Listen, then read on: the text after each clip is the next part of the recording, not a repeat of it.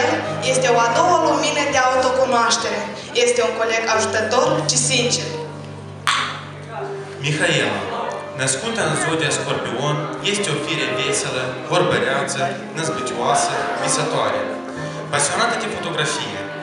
Este o colegă foarte bună și are un simț al umorului extraordinar. Pe lângă compatibilitatea astrologică, se intersectează în planul pasiunii față de dans,